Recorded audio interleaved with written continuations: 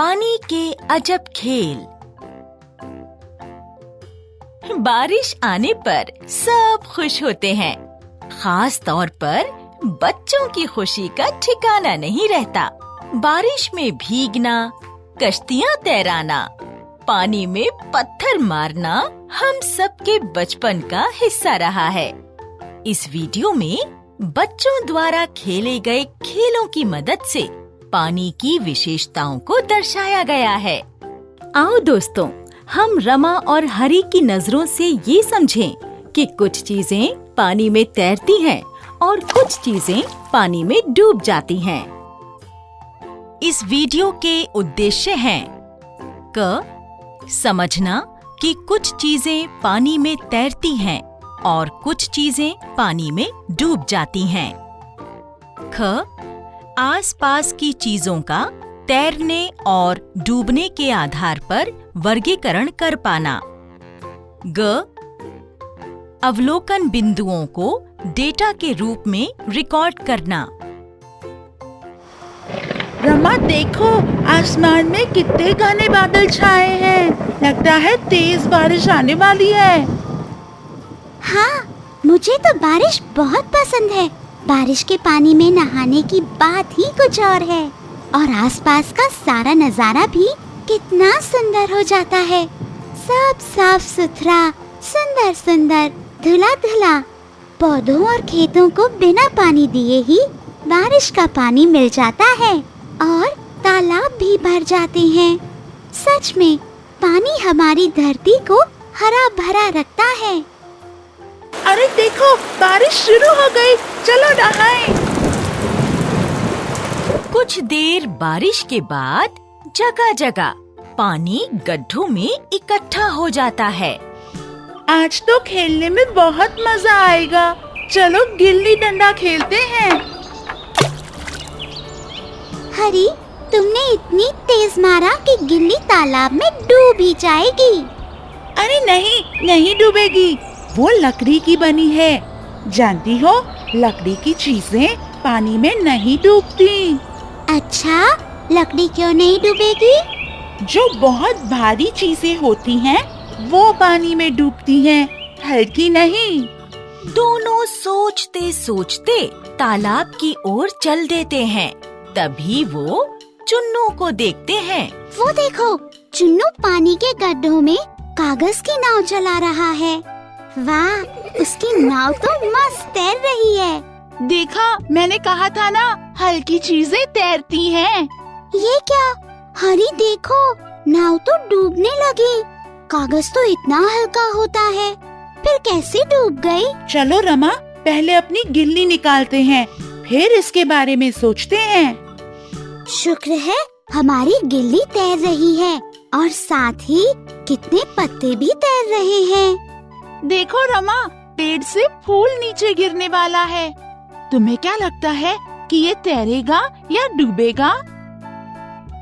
आपको क्या लगता है, यह फूल तालाब में तैरेगा या डूब जाएगा? मुझे लगता है वो तैरेगा, क्योंकि वो हल्का है। मेरे जेब में एक कच्ची अम्बी है। चलो इसे पानी में डाल के देखते हैं, क्या ये तैरेगी या डूब जाएगी? शायद ये तैरेगी, क्योंकि ये छोटी सी है और गिल्ली से हल्की भी। अरे, अम्बी तो डूब गई। इसका मतलब चीजों के डूबने या तैरने का संबंध केवल उनके वजन या बड़े या छोटे होने पर निर्भर नहीं करता। इसके पीछे कुछ और भी कारण हो सकता है। हाँ, नहीं तो जिस नाव से हम नहर पार करते हैं, वो तो डूब ही जाती। वो कितनी भारी होती है। चलो पता लगाते हैं, ऐसा क्यों हुआ।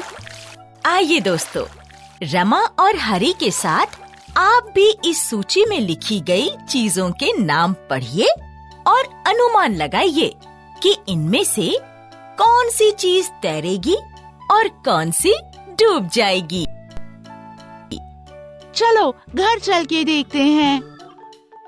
ये लो, इस बड़े पतीले में एक एक करके चीजों को डालते हैं। फूल, तिनका, कंकड़, रुमाल। अरे ये तो पहले तैरा और फिर डूब गया। वो देखो, पापा सब्जी लेकर आ रहे हैं। बच्चों, ये क्या कर रहे हो? हम ये देख रहे हैं कि कौन सी चीज पानी में डूबेगी और कौन सी तैरेगी। अरे वाह, चलो मैं भी सब्जियों को धो लेता हूँ। हम भी मदद करेंगे। पापा, ऐसा क्यों कि टमाटर तैर रहा है और आलू डूब गया? दोनों के आकार तो एक जैसे ही हैं। अच्छा बताओ, गोभी तैरेगी या डूबेगी? गोभी तो आलू और टमाटर से देखने में कितनी बड़ी है, ये तो डूब ही जाएगी। अरे ये क्या, गोभी तो तैर रही है। पानी के बहुत ही अजब खेल हैं। बच्चों, किसी चीज का डूबना या तैरना सिर्फ उनके आकार पर निर्भर नहीं करता। रमा, ये बताओ, ये प्याज, भिंडी, अदरक तैरेंगे या डूबेंगे? पानी में डालकर क्यों ना देखें? दोस्तों, आप भी अपने आसपास पाई जाने वाली सब्जियों के साथ ये प्रयोग कीजिए और अपने साथियों के साथ जानकारी साझा करें। अरे चुन्नू कहाँ गया? चुन्नू बारिश में भीगकर आया था, जरूर नहा रहा होगा। चलो चुन्नू के पास चलते हैं। वो देखो हरी, चुन्नू नहा नहीं रहा है, ये तो खेल रहा है। देखो देखो, साबुन हाथ में ही नहीं आ रहा है, बार बार डूब रहा है। लेकिन साबुनदानी तो तैर रही है। क्यों ना हम साबुन को साबुनदानी के ऊपर रख कर देखें? अरे फिर ये अजब खेल हो गया, क्योंकि ये तो तैरने लगी। आपको क्या लगता है, ऐसा क्यों हुआ? देखो देखो, मग्गे को उल्टा करके बाल्टी में ढकेलो तो मग्गा ऊपर आ रहा है, सीधा रखो तो तैर रहा है, और जरा सा टेढ़ा हो और उसमें पानी भर जाए तो वो डूब रहा है। पता नहीं ये क्या माजरा है, पानी भी अजब खेल दिखाता है। कुछ चीजों को डुबाता है, कुछ को तैराता है। कभी हल्की चीजें डूब जाती हैं और भारी तैर जाती हैं। कभी उल्टी ऊपर आ जाती है और सीधी तल पर चली जाती है। इस पानी की है अजब कहानी। हर रोज थोड़ा थोड़ा करके हमें ये पहेली है सुलझानी। चलो मिलकर इसे हम सुलझाते हैं। क्या डूबता है और क्या तैरता है, मिलकर पता लगाते हैं। हमने तो खेल खेल में पूरा पानी गंदा कर दिया, इसे तो फेंकना पड़ेगा। पानी क्यों फेंक रहे हो? इससे तो अच्छा होता कि उस पानी से फर्श धो लेते, या बाथरूम में काम आ जाता, या पौधों में। पानी का सही इस्तेमाल बहुत जरूरी है। धरती का 3/4 हिस्सा मुझसे ही बना है, इसलिए मेरा ख्याल रखना होगा, वरना एक दिन मैं पूरी तरह से गायब हो जाऊंगी।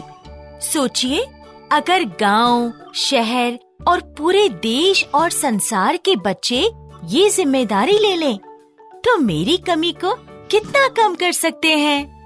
आज से मैं भी जल संरक्षक बनने की जिम्मेदारी लेता हूँ, और जहाँ कहीं भी पानी का दुरुपयोग हो रहा हो, मैं आवाज उठाऊंगा। क्या आप भी पानी के रक्षक बनना चाहेंगे? तो दोस्तों, आशा है आपको पानी के साथ प्रयोग देखने में मजा आया होगा, और आप भी पानी से संबंधित प्रयोगों का मजा लीजिए और इसकी विशेषताएं जानिए। पानी के साथ प्रयोग करते रहे हैं, पर ध्यान रखिएगा कि पानी का दुरुपयोग ना हो। जल्द मिलते हैं अपने अगले वीडियो के साथ। तब तक के लिए पानी के अजब खेलों का मजा लेते रहिए।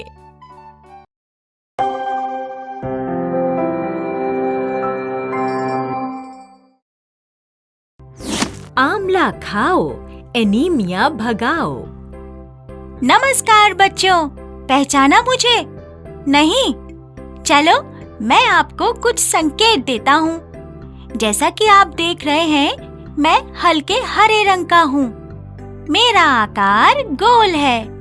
मुझे लोग सब्जी और फल दोनों ही रूप में खाते हैं और मेरा अचार भी बनाते हैं। मैं बहुत फायदेमंद हूँ। सोचो सोचो, मैं कौन हूँ? वैसे तो मैं हर मौसम में मिल जाता हूँ, पर बरसात के मौसम में मुझे जरूर खाना चाहिए।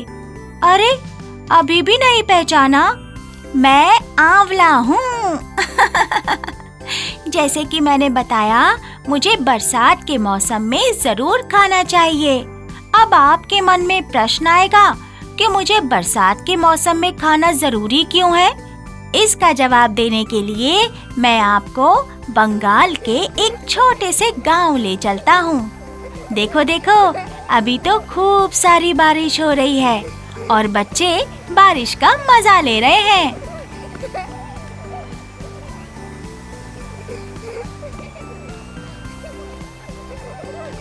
इस वीडियो का उद्देश्य है मलेरिया और एनीमिया के बारे में कुछ जानकारी प्राप्त करना। बारिश के मौसम में पोखर में कागज की नाव चलाने में बहुत ही मजा आ रहा है। मुझे भी बहुत मजा आ रहा है। पर रिमी, वहाँ देखो, उस पोखर में काला काला सा कुछ है। बाबू, थोड़ी फिसलन है, ध्यान से चलो। रिमी, यहाँ देखो, इस पोखर में धागे जैसे कुछ दिख रहे हैं।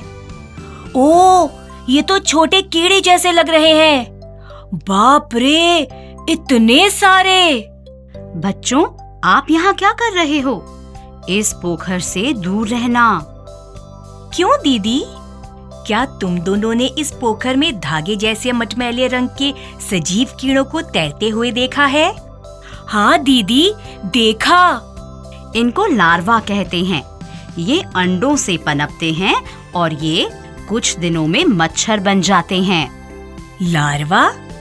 ये क्या होता है?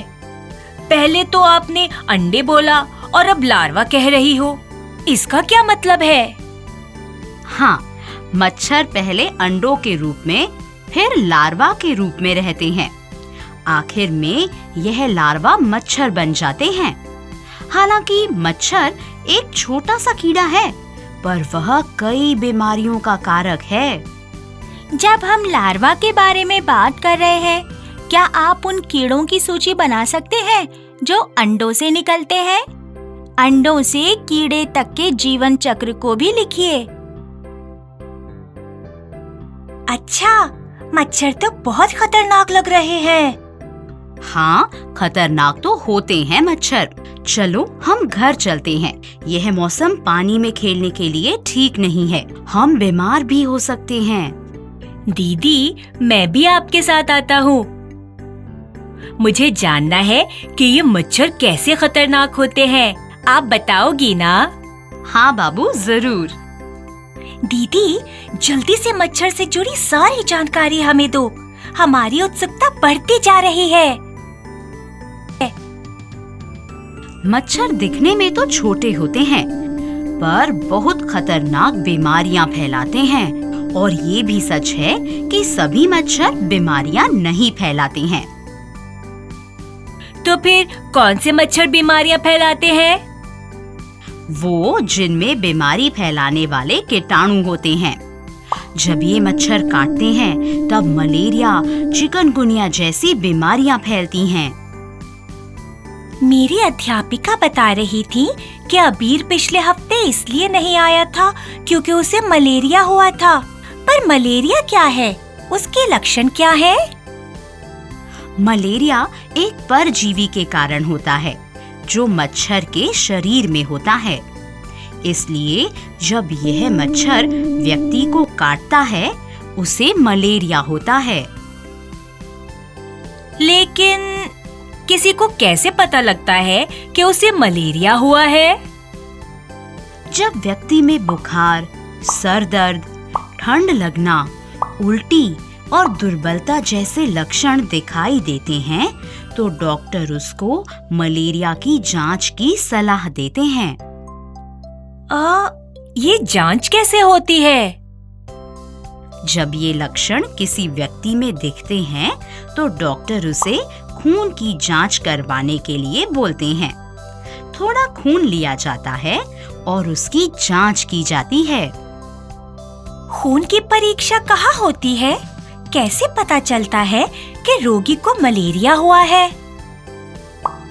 इसकी लैब में माइक्रोस्कोप द्वारा परीक्षा की जाती है। उसके बाद मलेरिया पॉजिटिव आने पर इलाज शुरू होता है और दवाई दी जाती है। जब दीदी और बच्चे मलेरिया के बारे में बात कर रहे हैं, एक बात बताना चाहता हूँ। क्या आपको पता है कि रोनाल्ड रॉस ने मलेरिया खोजने में एक बड़ी भूमिका निभाई थी और ये सब उन्होंने भारत में खोजा था। इस वजह से उन्हें नोबेल पुरस्कार से सम्मानित किया गया था। मुझे तो इस बीमारी से बहुत डर लग रहा है, लेकिन क्या हम कुछ कर सकते हैं जिससे ये बीमारी को रोक सके? हाँ, कई तरीके हैं। एक, पानी को कहीं जमा ना होने दें, क्योंकि इसमें मच्छर पनप सकते हैं। 2, पानी से भरे गड्ढों को मिट्टी से भर देना चाहिए। 3, सोते वक्त मच्छरदानी का इस्तेमाल करना चाहिए। 4, जब घड़ों और टंकियों का इस्तेमाल न कर रहे हों तो उन्हें सूखा रखना चाहिए। 5, इकट्ठे हुए पानी पर मिट्टी के तेल का छिड़काव करना चाहिए। दीदी, इन सब सावधानियों के बावजूद अगर हमें मलेरिया हो गया तो क्या ये खतरनाक है? नहीं, आजकल काफी अच्छी दवाइयां हैं जिससे मरीज ठीक हो जाते हैं, लेकिन हमें अपने आसपास की सफाई का खास ध्यान रखना चाहिए। इससे हम मच्छरों के बढ़ने पर कुछ हद तक रोक लगा सकते हैं। बच्चों, आपने मलेरिया के बारे में काफी जानकारी प्राप्त कर ली है। आपको ऊपर बताई गई सावधानियों को हमेशा ध्यान में रखना होगा।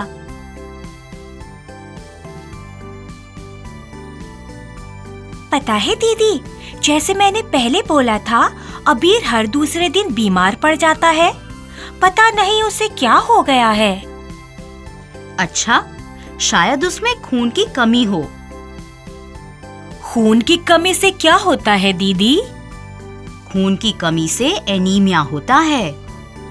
ओह!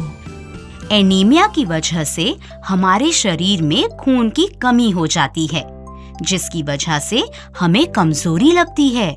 इससे हम जल्दी जल्दी बीमार पड़ जाते हैं और हमारी रोग प्रतिरोधक शक्ति कम हो जाती है। ठीक से बताओ ना दीदी। अक्सर मलेरिया पीड़ितों को एनीमिया हो जाता है और उन्हें भी होता है जिन्हें मलेरिया न हुआ हो। इस अवस्था में हीमोग्लोबिन की मात्रा कम होती है। हीमोग्लोबिन क्या होता है? नाम इतना खतरनाक लग रहा है। यह खतरनाक नहीं है। हीमोग्लोबिन खून का वह घटक है जो उसमें मिली ऑक्सीजन को शरीर के अलग अलग अंगों तक लेकर जाता है। सभी के खून में हीमोग्लोबिन का उपयुक्त मात्रा में होना जरूरी है। यह मात्रा बच्चों, महिलाओं और पुरुषों के लिए अलग अलग होती है। अगर हीमोग्लोबिन की मात्रा निर्धारित मात्रा से कम है तो व्यक्ति को एनीमिया होता है। बच्चों, जैसे हीमोग्लोबिन रक्त का एक भाग है, रक्त के और कौन-कौन से भाग हैं? हम एनीमिया से कैसे बच सकते हैं? एनीमिया से बचने के लिए हमें खूब सारी हरी सब्जियां, आंवला, गुड़ खाना चाहिए। इनमें आयरन की मात्रा रहती है, जिनसे हीमोग्लोबिन का स्तर बरकरार रहता है। सुना, मेरा नाम पुकारा गया। देखा, मैं कितना लाभदायक हूँ। ये आयरन क्या होता है? आयरन हीमोग्लोबिन का एक महत्वपूर्ण घटक है। आयरन की वजह से शरीर में ऊर्जा बनी रहती है और यह हीमोग्लोबिन के स्तर को बनाए रखने में मदद करता है। अगर हमारे शरीर में आयरन की उपयुक्त मात्रा है तो हम स्वस्थ रहते हैं। ये पालक, सेब, सोयाबीन आदि में पाया जाता है। दीदी, जैसे आपने बताया कि मलेरिया के कुछ लक्षण होते हैं, क्या एनीमिया के भी कुछ लक्षण होते हैं? हाँ, एनीमिया की वजह से थकान होती है, शरीर कमजोर पड़ जाता है। इसके अलावा मनुष्य को सांसों की कमी होती है, सिर चकराता है, जीभ में सूजन होती है और त्वचा फीकी पड़ जाती है। इसीलिए बताए गए खाने के पदार्थों को अधिक मात्रा में खाना चाहिए। इससे स्वास्थ्य बना रहता है। दीदी, बहुत अच्छी जानकारी दी आपने। अब मैं चलता हूँ और घर जाकर माँ पिताजी को सारी जानकारी देता हूँ। हाँ, और कल हम स्कूल जाकर औरों को बताएंगे, जिससे कि मलेरिया और एनीमिया के बारे में जागरूकता फैला सकें। इससे ज्यादा लोगों तक ये बात फैलेगी और उनको जानकारी प्राप्त होगी।